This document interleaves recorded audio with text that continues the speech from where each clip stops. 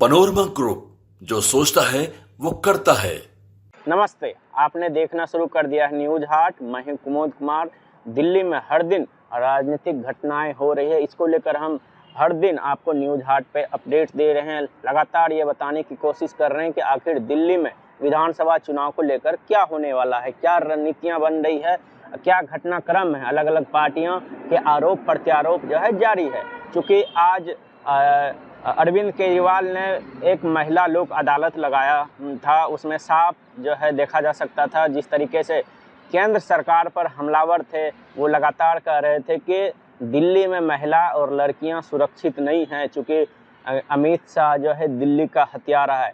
इसको लेकर जो है घेरने की पूरी कोशिश हुई। इसमें सपा प्रमुख अखिलेश यादव इसमें शामिल हुए थे, क्योंकि आज निर्भया कांड को लेकर 12 साल हो गए। चूँकि 2012 में जिस तरीके के निर्भया के साथ दारंदगी हुई थी, उसको लेकर वो प्रोग्राम रखा गया था अरविंद केजरीवाल की तरफ से कि आज 16 दिसंबर है और आज बरसी भी मनाई जा रही है 12वीं। इसको लेकर जो है एक आयोजन किया गया। इसमें कहा गया कि जिस तरीके से महिलाएं सुरक्षित नहीं हैं दिल्ली में, इससे साफ देखा जा सकता है कि दिल्ली का लॉ एंड ऑर्डर की स्थिति कैसी है। लगातार वो घेरने की कोशिश कर रहे हैं। वही बीजेपी लगातार अरविंद केजरीवाल के ऊपर भ्रष्टाचार के आरोप लगा रही है। बीजेपी ने यह भी कहा कि जिस तरीके से अखिलेश यादव आम आदमी पार्टी के साथ अरविंद केजरीवाल के साथ इस लोक अदालत में शामिल हुए, क्या अखिलेश यादव माफ़ी मांगेंगे? केजरीवाल ये पूछना चाहेंगे। जिस तरीके से मुलायम सिंह यादव ने बलात्कार और रेप की घटनाएं पर मुलायम सिंह यादव ने कहा था कि लड़के हैं, गलतियां हो जाती है, क्या अरविंद केजरीवाल बोलेंगे कि क्या माफ़ी मांगेंगे अखिलेश यादव? इसको लेकर भी बीजेपी लगातार हमलावर है।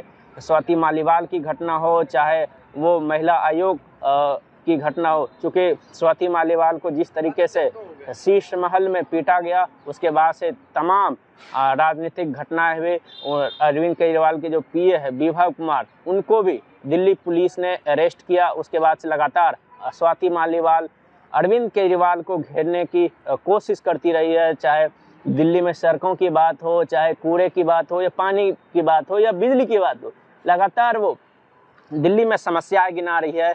चूँकि जिस तरीके से स्वाति मालीवाल मुखर होकर सामने आई, उसके बाद से बीजेपी ने भी उन्हें एक तरीके से सपोर्ट किया कि महिलाओं के साथ ऐसी घटनाएं नहीं होने चाहिए। उसके बाद से लगातार बीजेपी ये घेरने की कोशिश कर रही है।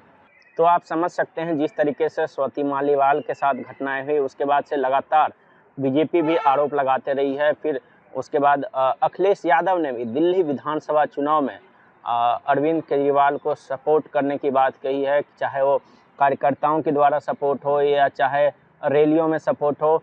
चूँकि अखिलेश यादव ने आज साफ कर दिया है कि अरविंद केजरीवाल का समर्थन करने वाले हैं।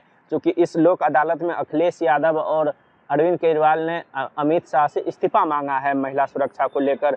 अब चलते हैं सबसे बड़ी खबर, जो दूसरी खबर है, झुग्गी बस्ती में लगातार जो है बीजेपी जो है प्रवास कर रही है। लगातार झुग्गी बस्तियों में वोटर साधने की कोशिश कर रही है। चूँकि अरविंद केजरीवाल का झुग्गी वोटर जो है वो कोर वोटर माना जाता है, तो इस वोट बैंक को साधने की लगातार बीजेपी जो कोशिश कर रही है। इसके बाद से जिस तरीके से अलग अलग जिलों में झुग्गी बस्तियों में बीजेपी के नेताओं और पदाधिकारियों का प्रवास है, उसके बाद से आतिशी मारलेना का रिएक्शन आया कि क्या बीजेपी सिर्फ कपड़े और पैसे के बल पे झुग्गी बस्तियों वाले को खुश करेंगे।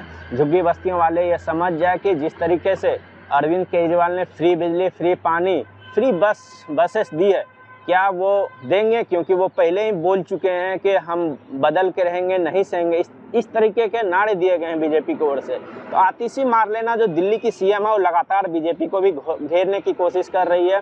उनका साफ कहना है कि झुग्गी वाले अरविंद केजरीवाल के साथ हैं, लेकिन बीजेपी वाले इसे प्रलोभन दे रहे हैं। क्या वो कब तक प्रलोभन देंगे? क्या वो चुनावी स्टंट है? क्योंकि झुग्गी वालों के साथ अरविंद केजरीवाल ये भी आतिशी मारलेना का मानना है, क्योंकि बीजेपी हर तरह के वोटर को साधने का प्रयास कर रही है।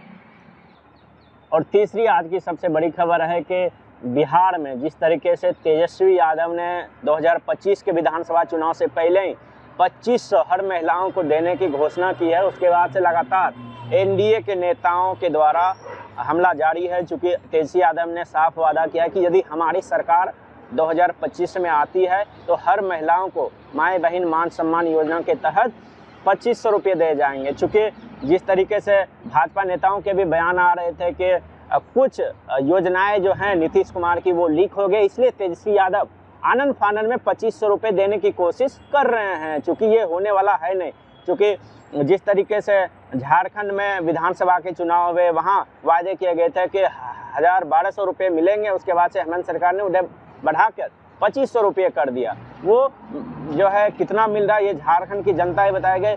और दूसरी तरफ जिस तरीके से महाराष्ट्र में चुनाव हुए, बीजेपी की जीत हुई, वहाँ भी महिला सम्मान के नाम पे बहुत राशियाँ महिलाओं को दी जा रही है।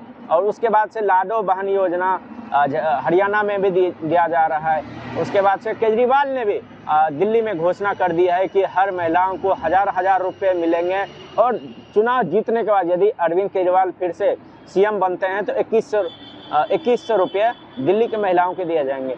आखिर जिस तरीके से अलग अलग विधानसभाओं में अलग अलग सरकारें रेवड़ियाँ देने का काम कर रही है, क्या ये सफल हो पाता है? क्योंकि हिमाचल में जिस तरीके से महिलाओं को सम्मान राशि देने की बात कही गई थी, उसके बाद से हिमाचल में जो आर्थिक स्थिति है हिमाचल सरकार की वो काफ़ी बिगड़ती नज़र आ रही है, गिरती नज़र आ रही है। उसके बाद से कई बार कहा जा रहा है कि कांग्रेस और अरविंद केजरीवाल ने इस तरीके की रेवड़ियाँ शुरू की, इसलिए भाजपा के लोग इसे शुरू करने जा रहे हैं। क्योंकि दिल्ली में 1000 रुपये जो महिलाओं के देने का ट्रेंड है और भाजपा भी इसे कोशिश कर रही है कि इसे बढ़ाकर 2500 किया जाए। क्योंकि 25 से 30 दिसंबर के बीच जो है बीजेपी की पहली लिस्ट आने वाली है। इसी लिस्ट से पहले या बाद में बीजेपी अपने 2500 रुपये के मैनिफेस्टो जारी कर सकती है। और देखने वाली बात होगी क्या इस मैनिफेस्टो में निकल कर आता है। तब तक देखते रहे न्यूज़ 8। धन्यवाद।